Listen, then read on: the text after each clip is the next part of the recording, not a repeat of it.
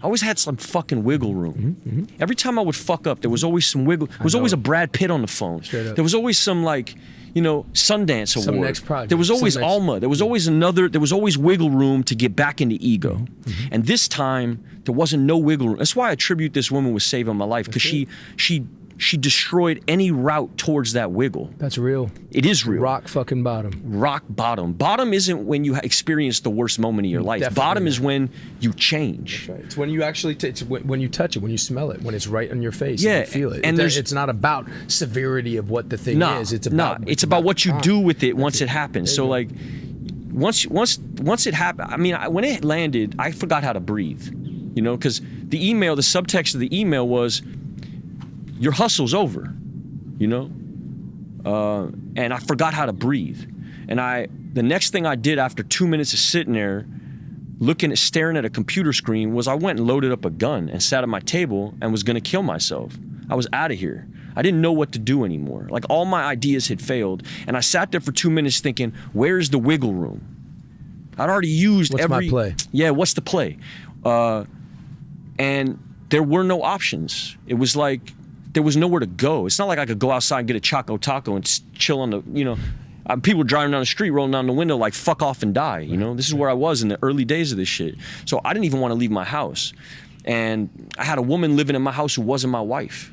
And I was on my way to go do some movie I didn't give a fuck about, you know, just like momentum building kind of shit, you know, movies, no intrinsic value, just like, I need something on the cards, you know, for this year, I need my 2 or 3 projects, one of these things. And I felt disconnected from all of it. And I wound up getting emails from certain dudes who, like you, were still involved in my life, even when it got ugly, you know, when it got chunky. One of those dudes was Sean Penn. And Sean's like, you need to call Brolin.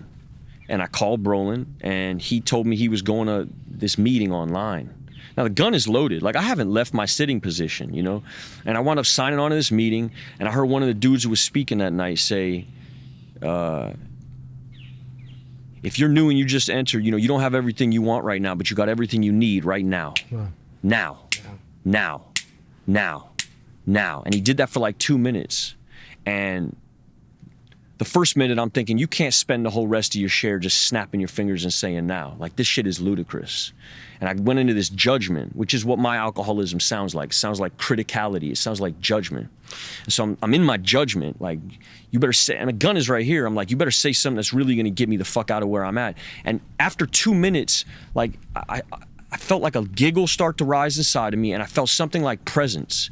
I stopped thinking about the email, stopped thinking about my hustle. The gun almost disappeared, and it was like I'm sitting here on this Skype call, and I'm present for the first time in my life. And I wound up writing the dude in the chat box like, hey, bro, you know, I'm on the verge, you know, I'm about to kill myself. He's like, oh, okay, cool, call me tomorrow.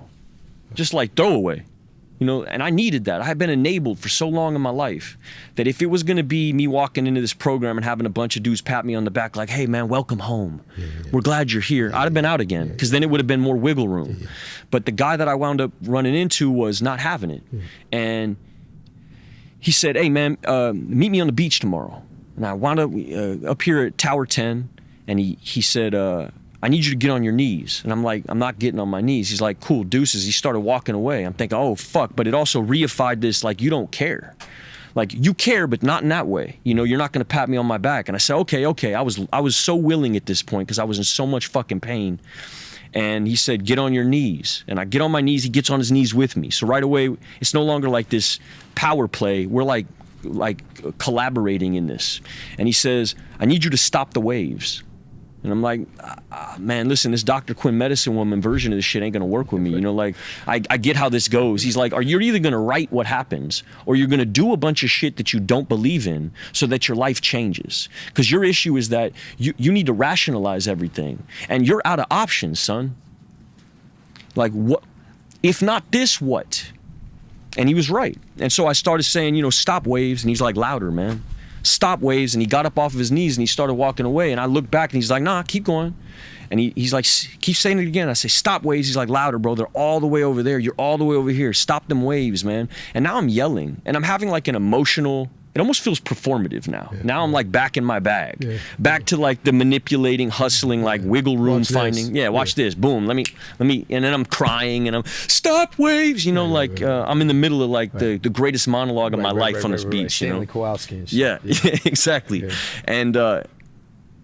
And he puts his hand on my shoulder and he goes, "You can stop all that," which made me like giggle. You know. I started giggling, and then he stood up and he put his hand on my left shoulder and put his hand on my right shoulder, and he said, "Welcome to AA." And it did something to me that felt like it felt like warrior shit. You know, it felt like man code, like G shit. It didn't feel like fluffy, cute shit, book reading, sitting in it felt like you're on a mission. Yeah, it felt purposeful. And it felt sexy, to be honest with you. Sexy in the way that listening to Kevin Vance feels sexy to a young man who feels like a boy. It felt so rooted.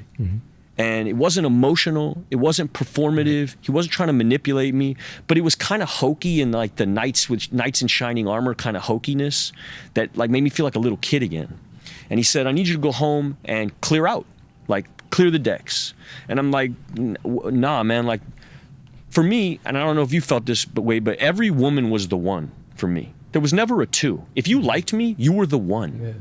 And that had to do with my insecurity and my fear. Like I didn't have there was no 2 or 3, or I was just dating like frivolously. It was always like this grand hair climbing up the super emotional, super romantic, super this fierce romance, you know, that I was searching for, desperate little boy shit. And he said, "You got to clear the decks." And I'm like, "I don't know if I can do that, man. You know, I feel like she's the one." And he's like giggling to himself, you know. This isn't my wife. My wife is not involved in my life at this point. And I got this one who's not the one who accused me of this shit, and she's just another person who's been trapped in my sphere of influence. And she's living in my house, and he's like, "Well, look, man, I'll tell you what, you know, you can keep doing it your way, or you can try some new shit, because the way that you're living, you're fucked. You're fully fucked. You're doomed," is what he said. Doomed. You're doomed. That was the word. And I flipped to this page. He made me flip to this doctor's opinion we got in our book. And in the doctor's opinion, or how our book starts, it mentions the word doomed. And he's like, "This isn't like another AA guy. This is a doctor telling you you're doomed if you don't figure this shit out." And he goes, to put it in perspective, if you went to Kaiser Permanente right now, and they sat you down and put your, you know, x-rayed you and put your x-ray up on a light board, and you're looking at a picture of your clavicle, and the doctor said, "Hey man, you see that gray spot just above your chest cavity? You're doomed." What would happen to you was your asshole would suck, you would fucking start sweating bullets, and you wouldn't be thinking about the job that you got to get to, or the girl you got to hold on to, or where you're going to go for Father's Day, or you immediately, your whole life would get very small, and the only rational response to that kind of information is, well, what do I do?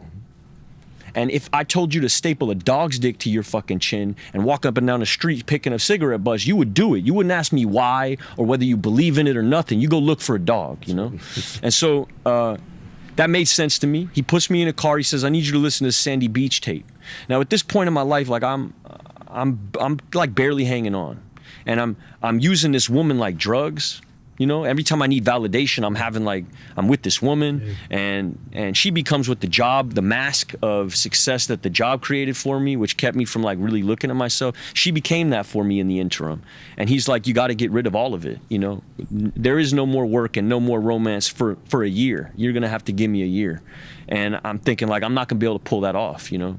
And right away I'm half measuring, and this is my wiggle room. I can't.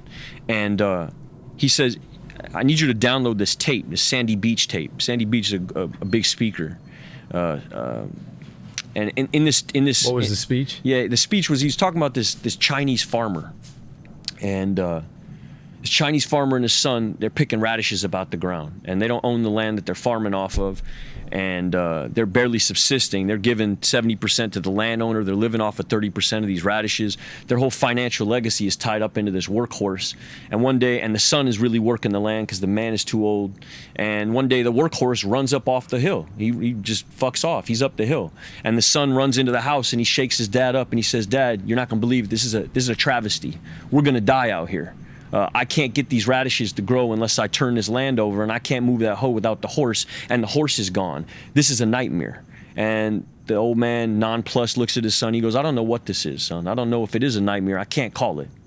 And the son thinks his dad's out to lunch or like ambivalent or something's wrong or he's too old. And a couple days later, the kid is chilling on the porch and he sees the horse running down the hill with 50 wild stallions behind it.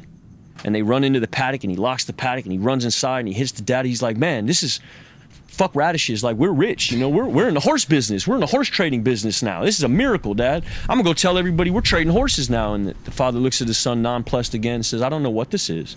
I don't know if it's a miracle. I can't call it. And a couple more days pass and the son's trying to break these horses down, domesticate these horses. He doesn't know anything about horses. He's a radish farmer. So one of the horses ain't having it. And he rears up, kicks him in his leg. It's like 1400s China. There's no Kaiser Permanente. His shit is shattered. Yeah. They wrap him in some like tobacco leaves and sprinkle some mint on it, go sit in a chair for a while. And he's wailing and the townspeople hear about it and the townspeople run up on the little shack and, oh man, what are you gonna do? You know, you can't domesticate these horses. You can't move this hoe. You guys are fully fucked. I don't know what you're gonna do, but this is pretty much the end, right? Like, this is a nightmare. And the old man says, I don't know what this is. He looks at his son's leg. He goes, I don't know what this is. I can't really call it. A couple more days pass. He's sitting with his son. He's trying to calm him down. He's in the middle of pain and they hear this thunderous noise and they look up on the ridge line and they see 5,000 samurai on horseback running towards their little hut. And the commanding officer gets off his horse and says, give us your son. We're going to fight the Maoist army. And he looks at his son's leg and he looks back at the samurai army and he goes, I would, but he can't get out the chair. You know, he can't get on his, he can't. No, I can't. I would, but I can't. He's crippled. And the man gets back on his horse and 8,000 men ride off to their death. And I listen to this tape and I'm driving back from the beach back to where I'm living and I get out of my car and her bags are packed. She's on her way out. And old me would have written a haiku poem in blood and ripped my shirt off Hulk Hogan style, ran down the street and jumped over the fence and that guy, climbed the hair up the thing. Yeah, boombox in the air guy. That's what I came up on. And something in me from having heard what I just heard, what feels like this is now I can't get no lower. I hear this like I can't call it. And it becomes like this, the most diplomatic breakup I ever had in my life. And I say, what can I do? And can I get you a car? And she goes, no, don't worry about it. Go get well. And I go walk into my house and I call my dude up and I'm like, man, I think this shit is working. Like, man, this is a miracle. Like, this is the most diplomatic thing I ever, and I'm in my meeting, I'm telling all the dudes, like, I think this program's really working in my life, man. And then I got 5 days sober and they're like, bro, I think you're pink clouding. Why don't you go to another fucking meeting, Jack?